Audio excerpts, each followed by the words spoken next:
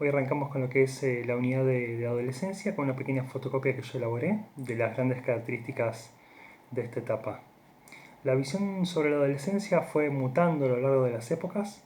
Durante mucho tiempo era visto como una pequeña transición, que al cumplirse determinada edad se pasaba de ser niño a ser adulto. En ese sentido, el lugar de la adolescencia era, dentro de las etapas, digamos, del desarrollo, era la etapa de menor duración.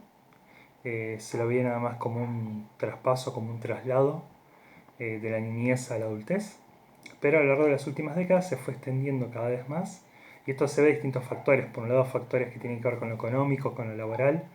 Hoy en día las posibilidades de inserción laboral, de obtener determinado rédito económico que permite independizarse al hogar de los padres, está cada vez más dificultoso, es cada vez más difícil, no solamente en términos de comprar, digamos, un terreno, una casa, un departamento, lo que sea, sino ya de por sí de alquilar.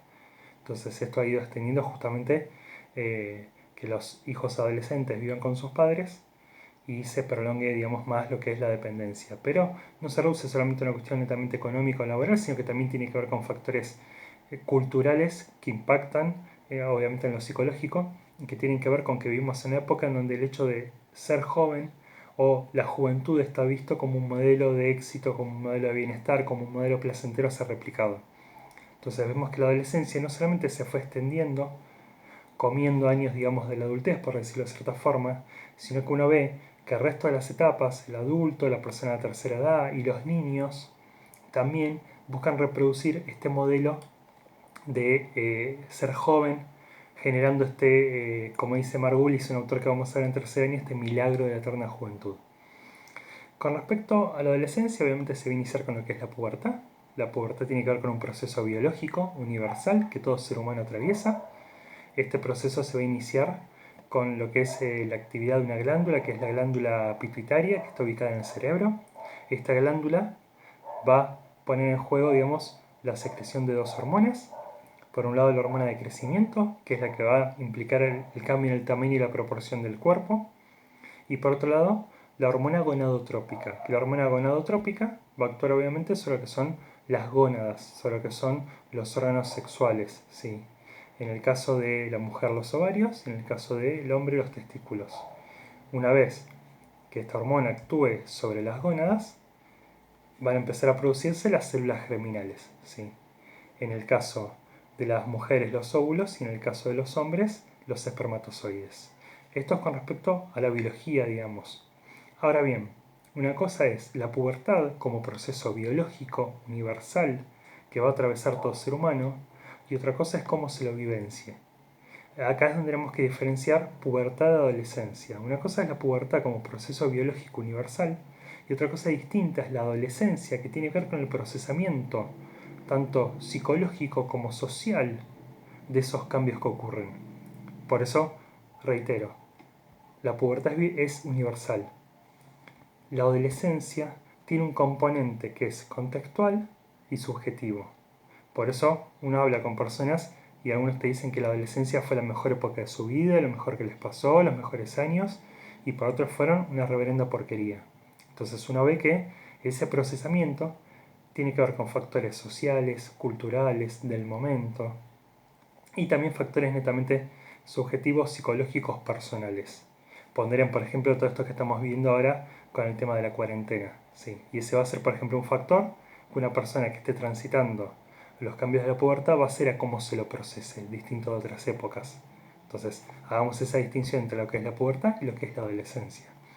La adolescencia la vamos a dividir en tres etapas: temprana, media y final. Adolescencia temprana la vamos a ubicar aproximadamente de los 8 a los 12 años, adolescencia media de los 12 a los 18 y adolescencia final de los 18 a los 29. Hablemos un poquitito de cada una de estas etapas. Con respecto a lo que es la adolescencia temprana justamente tiene que ver con estos cambios de la pubertad, que tienen un rango amplio, sí. Pueden ocurrir desde los 8 o 9 años hasta aproximadamente los 14 15 años, pero que se va a iniciar con pequeños, con mayores, con menores cambios, y la importancia de el procesamiento psíquico de estos cambios corporales. Recuerden que nosotros hemos trabajado que en edad escolar con lo que es, eh, una mayor continuidad, digamos, del cambio de crecimiento, porque a fin de cuentas no hay grandes cambios cuando uno ve a un niño en edad preescolar o un niño en edad escolar, no hay cambios físicos tan significativos como si los hay el de un bebé con un pibe de un año o el de un adolescente antes y después de lo que es la pubertad. Entonces, vemos que con respecto a los cambios que se dan son tan significativos, son tan abruptos, que esto genera, digamos, un efecto cuasi traumático en lo que es el psiquismo. Si genera una situación traumática en el sentido de que el psiquismo se ve desbordado en sus recursos, no puede procesar estos cambios que van ocurriendo. Entonces, parte de la adolescencia temprana va a tener que ver justamente con este procesamiento psíquico. Les doy un ejemplo. Todos en nuestra mente tenemos lo que es el esquema corporal. El esquema corporal, para decirlo en criollo, es el mapita que tenemos de nuestro cuerpo. Ahora bien, háganse la idea que soy un profe de geografía y les pido un mapa de Europa. Ustedes van, compran el mapa de Europa y justo ese mismo día que compran el mapa de Europa, en Europa un país, una región se independiza. Surge un nuevo país. Ustedes al otro día van a venir con el mapa y yo les voy a decir que ese mapa no está actualizado, que no es el correcto, porque apareció un nuevo país. Bueno, acá pasa algo parecido. En nuestra mente, en nuestra cabeza, para decirlo en criollo, tenemos un mapita de nuestro cuerpo. Sí, al igual que uno puede tener un mapa de Europa. De golpe, el cuerpo cambia, pero el mapa tarda en actualizarse. A la adolescencia temprana, a la adolescencia en general, pero lo vamos a vincular a la adolescencia temprana, ¿por qué se le dice la edad del pavo? Por justamente dos cuestiones. Por un lado esto, porque el mapita, el esquema corporal no está actualizado, entonces es normal que el adolescente no mida bien los límites de su cuerpo, por ejemplo en el caso de los varones, el tema de los hombros y tienden a chocarse más. Porque insisto, su mapa no está actualizado con el nuevo cuerpo. O lo mismo con el tema de la fuerza. Ustedes como futuros profes de educación física van a tener que ser muy cuidadosos cuando laburen con adolescentes tempranos por el tema de que a la hora, por ejemplo, de jugar a la pelota e ir a chocar, que uno no vaya con todo y otro vaya con la piernita floja porque se van a terminar lastimando. Porque parte justamente de no medir sus límites corporales a veces también tiene que ver con el ejercicio de la fuerza del mismo. Pero además se le llama la edad del pavo por otra cuestión. Generan estos cambios. Estos cambios tienen que irlos procesando. Porque no son solamente cambios que tienen que ver con cambios corporales, sino que piensan que en términos psicoanalíticos surge lo que es la pulsión genital. Vamos a estar acá en lo que es la fase genital. Y todo este procesamiento psíquico de la fase genital implica inicialmente que el psiquismo se vea desbordado. Y tiene que irlo procesando, tiene que irlo ligando. Pero va a faltar, digamos, para que pueda, digamos, poder ponerle palabras, poder conciliarse con el nuevo cuerpo que tiene, con las sensaciones que le ocurren, porque van a ver, por ejemplo, que en términos psicoanalíticos hay toda una suerte de reedición del complejo de Edipo, con lo cual las reacciones de amor-odio con los padres se van a volver a jugar, pero además con toda esta invasión de lo que implica la conformación de la sexualidad, ahora sí en términos genitales. Entonces, esto va a generar toda una serie de sensaciones, sentimientos, pensamientos, deseos, que van a generar muchísimo conflicto. Y que al principio va a ser difícil que los pueda ir procesando, que los pueda ir ligando. Recién en la segunda etapa hay una suerte de ligue, digamos, de esa pulsión genital, de lo que le está ocurriendo, pero que se va a ir manifestando a través del cuerpo. Parte justamente de la edad del pavo tiene que ver no solamente con el hecho de que el adolescente se choca, se golpea, sino también con crisis de llanto, episodios de risa incontrolable, dolores corporales que los llevan al médico y no le encuentran absolutamente nada, y que tiene que ver con esto, con cómo el psiquismo está tratando justamente de procesar todo lo que está ocurriendo y termina manifestándose, digamos, a través del cuerpo y a través de este tipo de conductas. Que por eso justamente se lo asocia al pavo del adolescente riéndose por cualquier cosa, o tomando determinadas posturas muy particulares, muy llamativas, y que tiene que ver con todo este procesamiento interno que está ocurriendo. Es perfectamente normal que en la adolescencia temprana y como parte de este procesamiento haya cierto retraimiento, que el adolescente temprano pase horas en su pieza, ya sea meditando, pensando, mirándose frente al espejo. Tiene que ver obviamente con todo este procesamiento justamente de lo que le va ocurriendo. Hasta acá, adolescencia temprana. Adolescencia media, se espera, digamos, que estos cambios se vayan estabilizando, que el psiquismo obviamente también lo vaya haciendo, que ya pueda regular mejor lo que es la pulsión genital, que ya vaya actualizando, digamos, su esquema corporal, con lo cual tenga un mejor dominio del cuerpo, y van a arrancar en términos psicológicos todo lo que implica la rebeldía adolescente.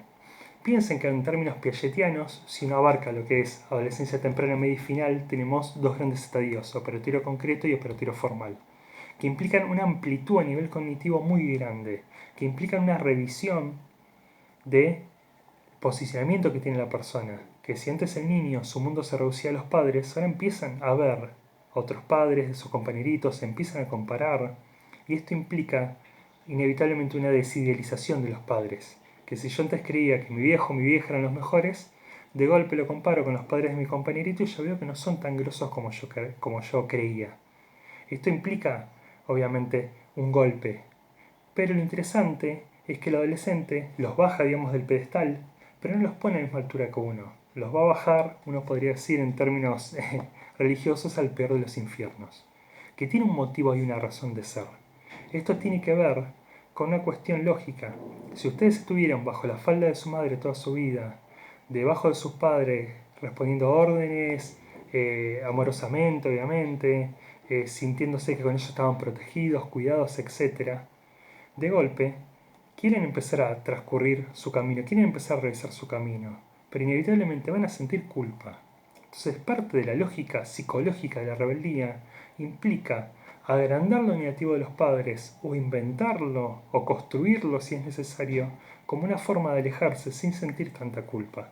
Si no, inevitablemente el adolescente sentiría mucho malestar por alejarse de las personas con las cuales a fin de cuentas estuvo hasta ese momento de su vida. Y además tiene otro motivo psicológico muy importante la rebeldía, que tiene que ver con que no solamente estalle el esquema corporal, el adolescente revé su visión de sí mismo, su identidad, y parte de vincularse con los otros, con compañeros, es parte justamente de esa construcción de esa identidad, de ese definir justamente quién soy. Otra característica importante es que en esta edad se dan los primeros vínculos, que suelen ser vínculos puntuales, pero porque tiene que ver con que justamente el adolescente todavía no ha terminado de construir y reconstruir su identidad, con lo cual la posibilidad de vincularse con otra persona todavía es dificultoso y esto genera que los primeros vínculos no suelen ser muy duraderos, más allá de que obviamente hay algunos casos puntuales que quizás a ustedes se les ocurra de la adolescencia o de ustedes mismos, de un vínculo de noviazgo que duró varios años, pero suele ser la minoría. Después lo vamos a focalizar bien en qué tipos de vínculos son, que generalmente tienen que ver con características narcisistas, buscar en el otro a alguien igual que uno mismo, o vínculos parciales, que es enfocar en determinado rasgo, característica, creencia, valor o gusto, sin ver la totalidad de la persona, por eso una vez que ven la totalidad de la persona se van. Y en muchos casos tiene que ver obviamente con vínculos edípicos de cierta repetición de características de los padres que a fin de cuentas se añoran y que se buscan en esta pareja. Todos motivos que hacen que las relaciones, digamos, no suelen prolongarse muchísimo tiempo más allá de alguna que otra excepción. Hasta acá adolescencia media. Y por último tenemos adolescencia final, que va de 18 a 29, que tiene que ver con el hecho de la finalización de la escuela secundaria, el pensar un proyecto de orientación, un proyecto vocacional, de qué quiero hacer, que acá entra en juego muchísimo justamente que el adolescente se conozca. No hay en ese sentido carreras buenas, malas, feas, que den más dinero o menos dinero. En ese sentido uno tiene que guiarse sobre todo por cómo uno es. Y uno ve que muchas veces el adolescente no se conoce, porque en todo caso, y esto es algo que la psicología laboral trabaja muy bien, uno tiene que buscar la afinidad entre los rasgos de personalidad de uno con determinadas carreras. Esa es la clave de la orientación vocacional. No es tanto si esa carrera da plata o no da plata, si está buena, si no está buena, si es valorada o no es valorada, sino si cuaja con las características de personalidad que yo tengo y que eso me va a permitir esa realización y obviamente su disfrute. Piensen que ustedes han hecho obligados jardincito, primaria, secundaria, y sería en ese sentido sumamente, y lo es, traumático, movilizante hacer una carrera terciaria y además estar trabajando 30, 40, 50 años de algo que no les gusta por el puro hecho de que da rédito económico, porque te obligó tu viejo, porque tu abuelo era médico y tu papá era médico, vos tenés que estudiar medicina. Entonces, la clave es elegir una carrera pensando sobre todo en lo que son las características de personalidad que cada uno tiene y que van a cuajar con determinados perfiles, digamos, laborales. También implica el poder conformar una pareja más estable. Ya esto tiene que ver con que ya la identidad, digamos, empieza a estar definida, con gustos, con creencias, con parámetros, con puntos fuertes, con puntos débiles, y se empieza, digamos, de a poquito a vislumbrar lo que puede llegar a ser la salida al mundo. Nuevamente, esto pensémoslo como una generalidad, después hay abanicos Hay gente que a los 18 años ha podido, digamos, independizarse del hogar, y otros que a los 20 y pico, otros que a los 30 y pico.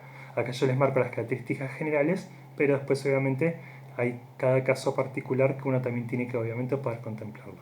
A grandes rasgos es esto lo que me interesa que puedan enfocar, como para tener un panorama en claro de lo que implica la adolescencia, sobre todo diferenciarlo de la pubertad, y tener bien en claro los tres tipos, digamos, de subclasificación de la adolescencia, que es la adolescencia inicial, media y final. Muchas gracias.